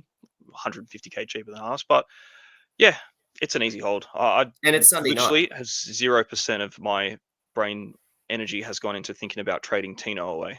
Yeah, that round 16 game is Sunday night. He's got ample opportunity to like, he's going to sit on a flight for 4 hours. He can go sleep. There's rest there. Like, it's going to be, he's got ample opportunity to rest up. Yep. This is the next door baby. Joel, you had something to say there with Tino, or did you just? No, I was just going to say he did leave the field. It wasn't a resting; it was an injury. He actually had to go get scans on Monday for it. So there was an injury there. I think it was to his knee or something. He had to actually get scans. So Billy wasn't worried about it. He said he'd be fine, but there was a little scare there. There you go. Missed that. He'll be right. Wasn't it? Desi would not care about Origin. I'm telling you right now. He would not be resting a Queenslander for the sake of it. There is no way. Yeah, it's a good point. Let's rub some dirt in it. The trade-ins. Well, look, we've mentioned pretty much all of them already, but Karaz is number one, 16.5% of the top 10 bringing him in at the moment, 768K. I think it's an easy one. I think if the King's available, you get him back in as fast as. I'm probably doing the same. So, yep, easy. All in agreement there. Yep, love it. Cool. Carraz, what a guy. Number 2, James Tedesco. So, yeah, the best fullback available this round and for the next buy and mini buys and all the rest, 843k. Joel, you're the only one that doesn't have him. Teddy, No, I don't have it. Oh, neither of you have him. Bloody hell. In the plans this week. maybe. Don't know. We'll wait for the Teddy. trade segment then. Waiting for we'll 5 minutes. 5 minutes time, I'll tell you what my plan is with Teddy. If it's all in or not, it's going to be a bit of work. I'll tell you that much. Oh, I think it's worth it. Honestly, I reckon you just get it done. You feel better about it. Tedesco's a great trade in. Look, 843k. Like, he hasn't really deviated from that price all year. I don't think he will. I think you just got to get him for what he's worth. But Got to be 121. Does play fine. Newcastle. Newcastle have got a decent defense. They're only really missing Ponga this weekend. Like, does Sam Walker help or hinder him, you reckon? I don't think it makes a difference, personally. I think he's gonna play his game how he plays it. You know, like he's done that for years and years and years. Honestly, I don't think it does anything whether it makes him work harder or cover for him, injury wise or whatever. Honestly, I just think it's the easiest and safest fullback you can plug in there at all. Yep. Fair. good Number trade. 3, Nathan Lawson. I don't know. I don't know. I guess if you're just looking enough a spot out, what are you doing? I guess it is what it is. The thing I don't like about it, like, look, if you've got 6 out of your 7 center wings that are all legit guns and elite, and you're struggling to even pick a team, your sit v start's already a headache. I can see the point of nothing out of 7th center wing, definitely, 100%. So on that side, I can't argue with it. Like, we've got enough in our front row. You can only play 18 players and you get 17 scores, and sometimes you've got too many and the headache is there for it. So it makes sense to me. I just don't like seeing like a Kyle Lero drop out to a Lawson or a gun in one spot just not get replaced like for like.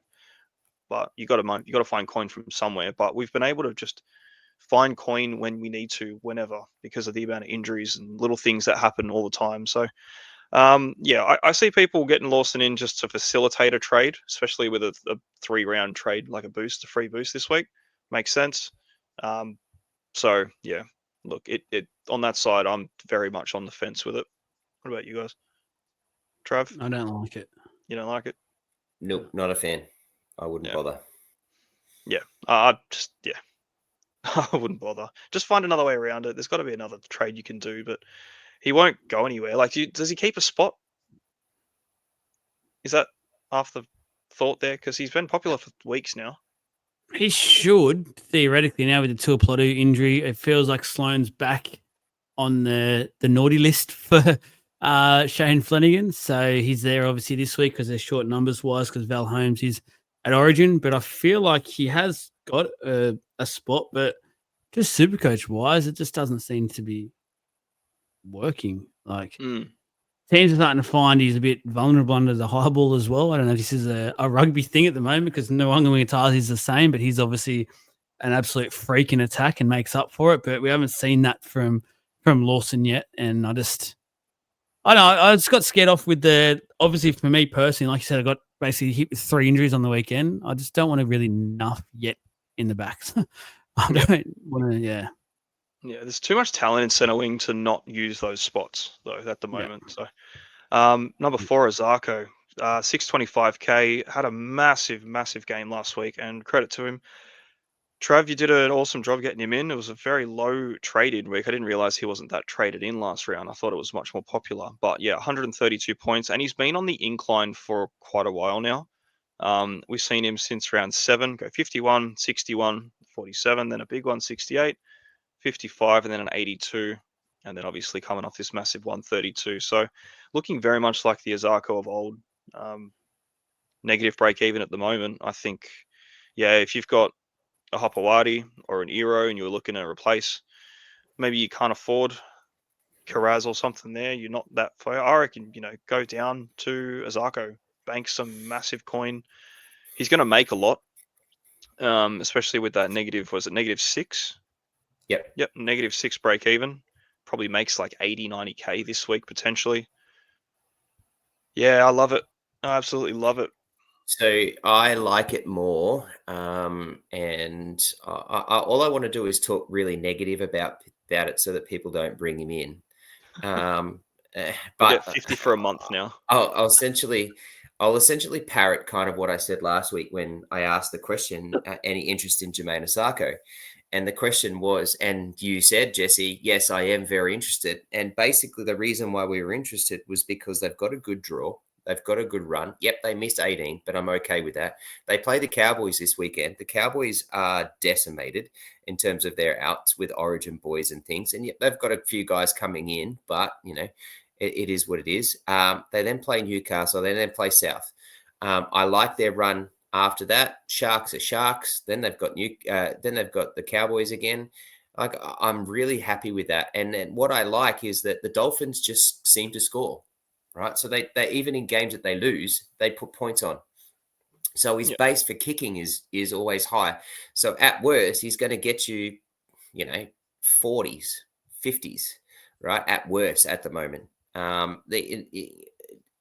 Ignore the 30s that he got at the start of the year when the Dolphins were playing really poorly, were trying to get around the new coach, figure out what was happening.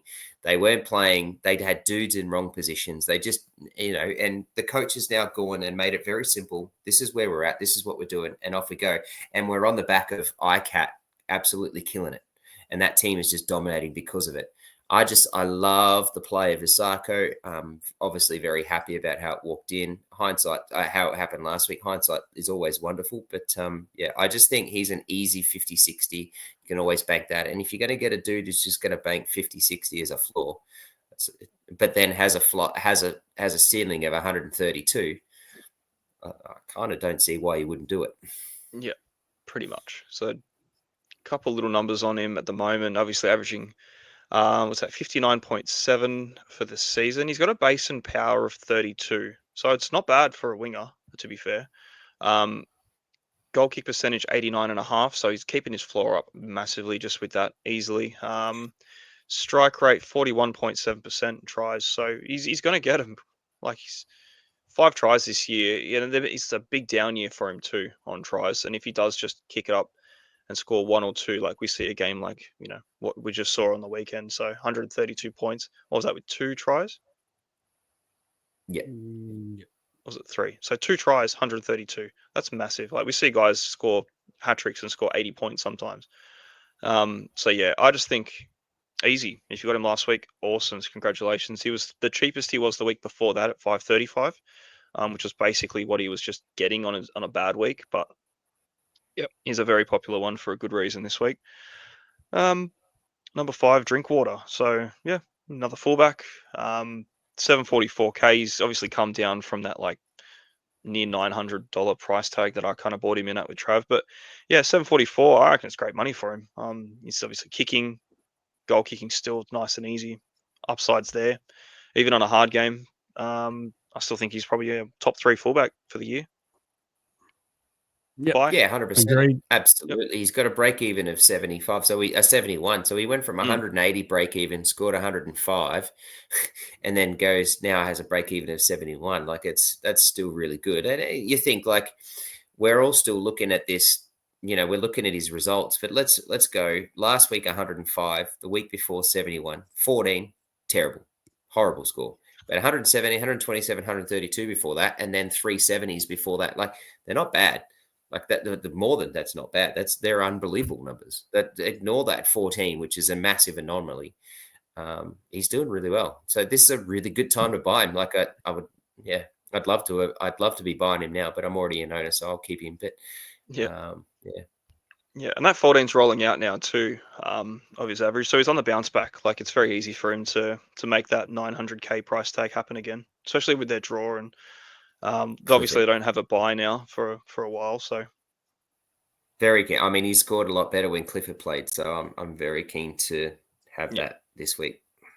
Definitely.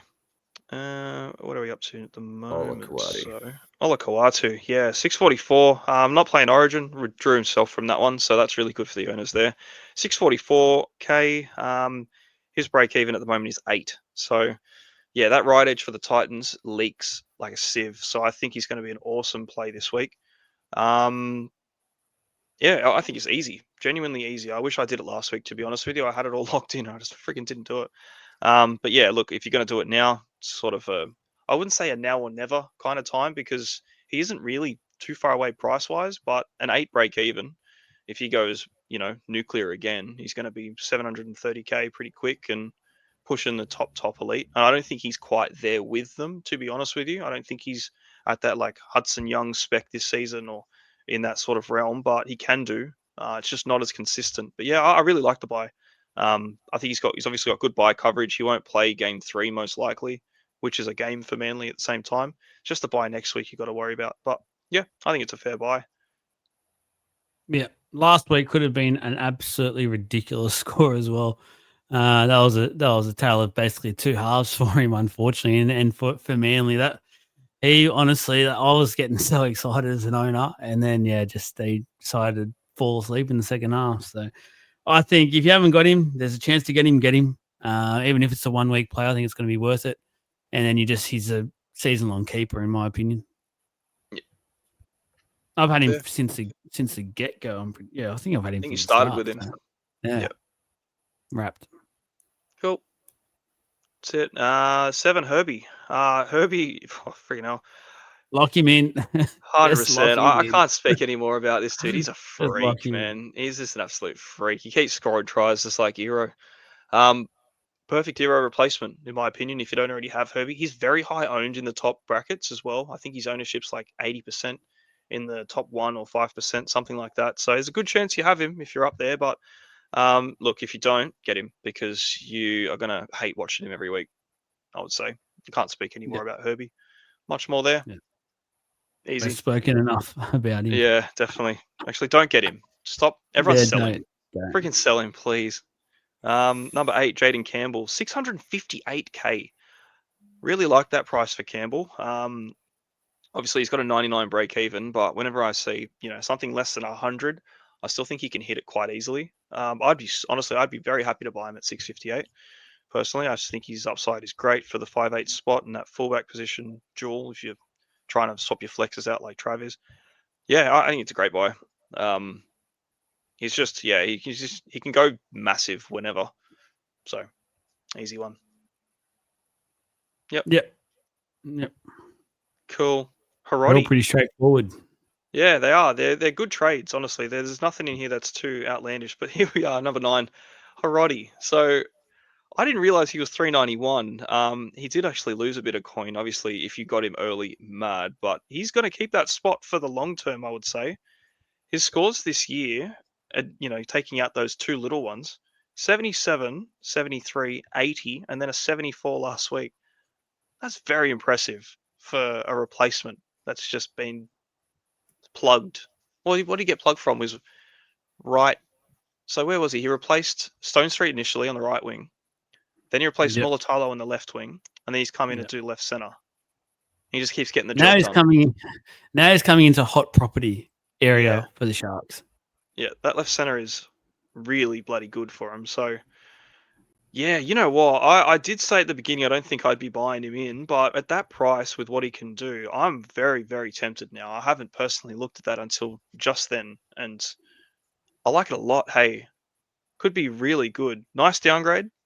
Still viable shout and a play, but not something you really need to be putting a reserve on. But I feel like if you didn't, you would probably regret it. And it's a good fixture too. Sharks and Dragons is always a really good game. So there's points in this one. Yeah, I like it a lot. Hey.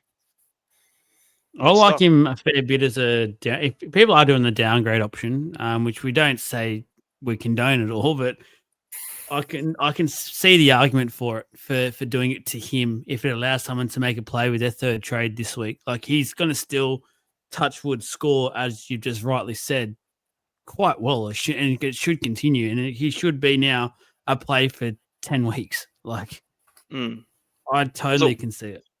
Does it worry you about the Sharks' form though? getting, or you just think he's just good enough, especially in I that think left he's- center spot? They got dominated last week, and he's pulled out of what 72 or something. 74. 74. Like, I don't think it matters. He'll get the job done. I It like hasn't that. impacted Iro either, and he's in that spot Yeah. now. Like, I'm not comparing him with Iro, but numbers wise for Supercoach, he's in a good spot. Yeah, 100%. Do you have anything on him, Trav? You're a I proud own owner. him. Yeah. Yeah, I am a proud owner. Like, I just didn't have to trade him because I didn't have to. And then, yeah, when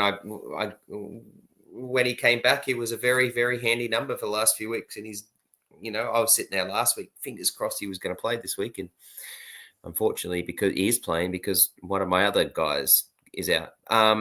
Yeah, Gun. I'm happy to have him. Yeah, look, he's a decent drop. I mean, he's 391, so he's not a huge, like, I'm eager to know who you're dropping him down to. So he's not really a downgrade. I wouldn't be going, I don't know. In my opinion, I wouldn't be dropping Iro to him. Toya? Toya, yeah, but it's even then, Toya's still 604K. Like, he says, Toya's still at a really nice price to go up to Osako, to go up to the others. Like, yeah, so I think you yeah. Puts I him in a don't have a weird spot. definitive answer. I'm sorry. It's a weird Yeah. spot. 391. I reckon what most people would have right now, that Toya would be their 5th. There might be some even out there where Toya is your 6th. Like, center wing for most of the teams I've seen are stacked already. Like, Yeah, I it don't should mind be. going down from Toya to Hiroti. It frees you up, 200K. That can do So- enough to do a really nice play this week. And it's still going a guy who, like you said, Jesse, when you need to over the next few weeks, especially, a very viable number. Yeah, he definitely can be. Yeah, and like in my position, Toya is my 7th center wing. And then the other 6 I would consider actually all very, very playable, if not captain or vice captainable every week. So on that situation, I'd be like, cool, I'd be very happy to take a bit of coin for a viable player that will make coin as well. That's the difference too, is this guy's obviously going to keep a spot down, but he's due to make quite a bit of money. If he just running off, even look, if he doesn't average 77, like the games that he has played, because that's going to skyrocket him, even if he averages 50 or 60 over that period, there's still 150K in him pretty comfortably to maybe do something later in the season with. But yeah, if your center wings or your team's set up in a position where it doesn't make sense for you, fair enough. You're in a better spot anyway, and it's not a trade that you need to really be looking at regardless. So yeah, I think if it's someone that suits your team and there's an option there for a downgrade, that's a good one. Because he's still on the way up. So I like it a lot. And then the last on the list, Keon. If you don't have Keon now, that sucks. Like, bye now. You've missed a good couple of tons. So yeah. When's the look, duel? he's This week? Next week? 18, I 18, believe. I think 18. So what's that? Round 19 they'll be in place. Sweet. Yep. Yep. And then he'll probably still sit in my second row, to be honest with you. He'll just be a really nice dual position. So yeah, that's a big one. Look, he's gone up quite a lot of money. I know he's 763 at the moment and rising. So yeah, you got to get him in. His break even's 26 off the back of 3 big tons. There's no point even talking as much as I have been. You should just be getting him in first if you don't have him. Yep. A couple of honourable mentions that we really didn't get into because they're in the all coaches list, but sort of briefly touched on it. Isaiah Katoa is the only one that doesn't really fit this list in the top 10% because he's only just on the borderline. But 612K, break even's 47. Got a big one, 99 last week. He hasn't actually got a ton yet this year. He's got a 99 and a 98. The rest give of him them, one. I know, he's just a missed tackle away. But yeah, 57, 63, 60, and then he had a 73 and a 60. It's very, very consistent. Obviously, he doesn't seem to have the massive ceiling. Without goal kicking, probably hurts that. And a lot of his points basically just coming off the amount of try assists that he's getting. I think he's on 18 at the moment for the year. So I just think he's fantastic.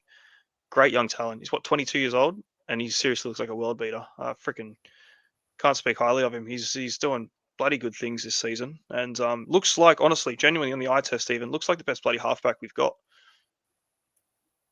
Yeah, just Yeah. wanted to put in there because he wasn't in any of those lists, and I just think he's a great buy. I agree with you. As I said, I'm just waiting a week and getting Hughes.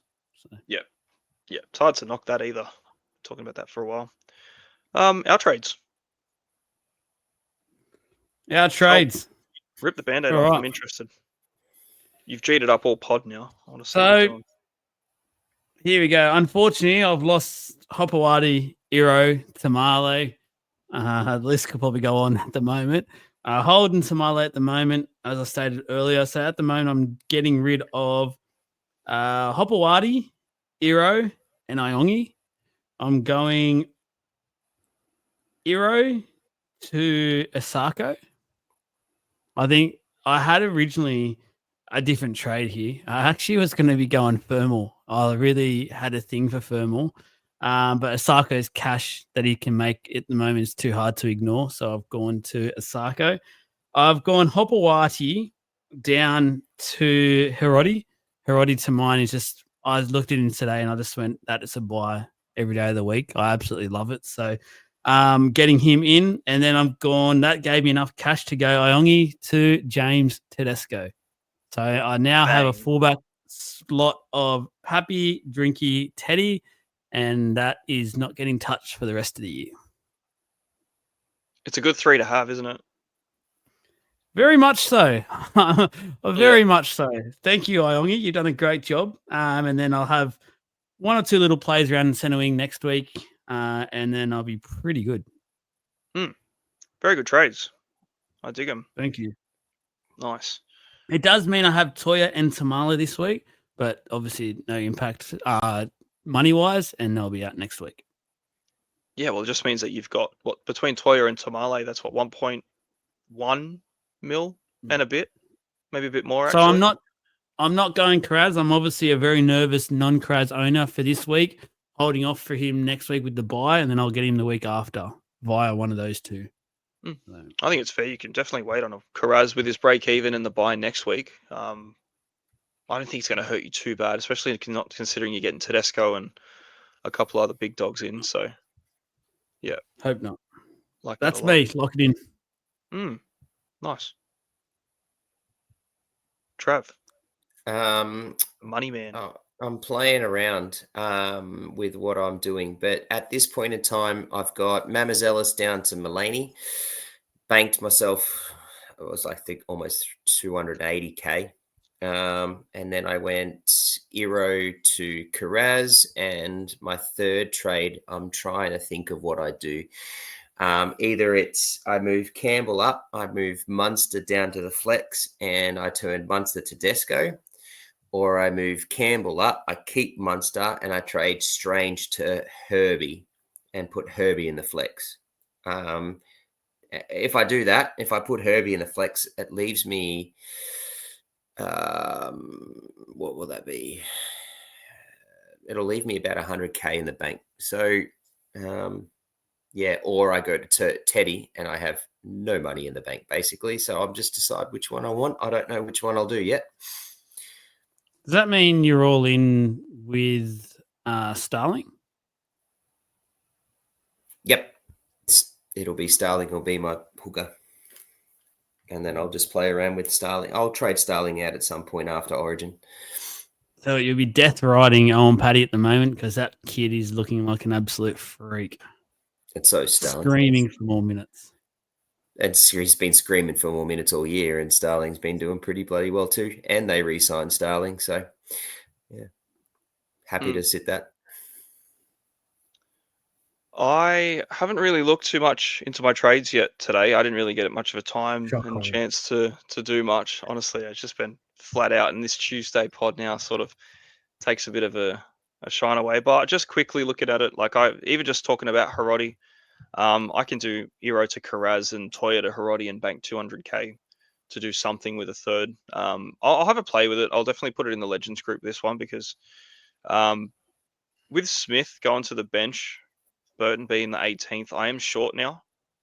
Well, like Smith will play and he'll be a number, but I've lost, Iro and Burton. Just that Burton trade, I literally traded him in for the reason of having buy run coverage, and it just didn't happen instantly. So, yeah, I'm not exactly too sure which way I'll go. There's a few things that I can do. I've still got Garlic sitting in my hooker slot. I could move him out.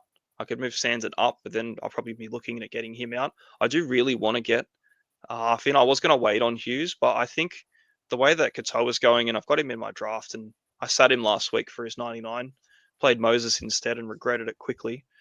I think I'll get him. I really like what he's doing, so I'll find a way to get him in. I just had a very quick look.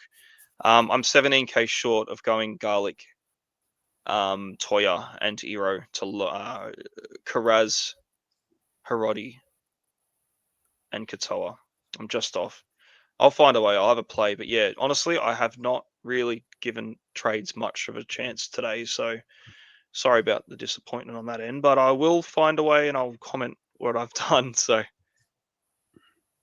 Thanks, captains, mate. vice captains, though. Nice and easy.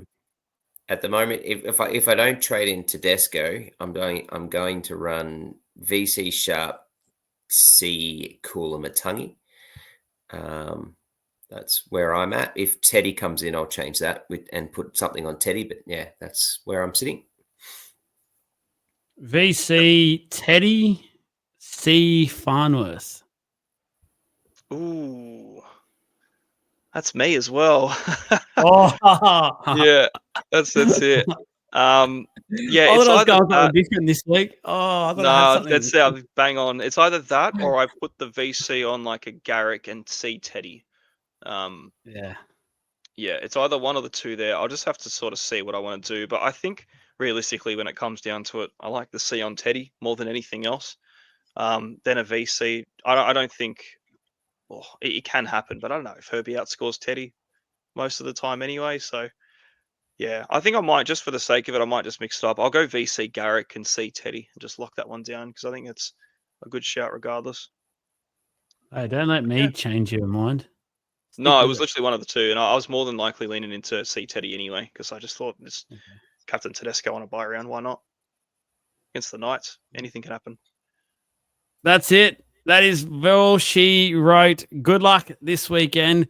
Who knows? Could be carnage. Could be green arrows, red arrows, whatever color arrow you want, gray arrows. I don't know, whatever out there. But like, subscribe, all that jazz. Shout out again to Caxton Street Brewing Company for the sponsorship.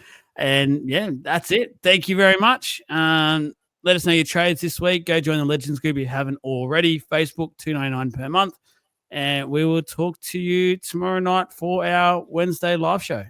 Bye.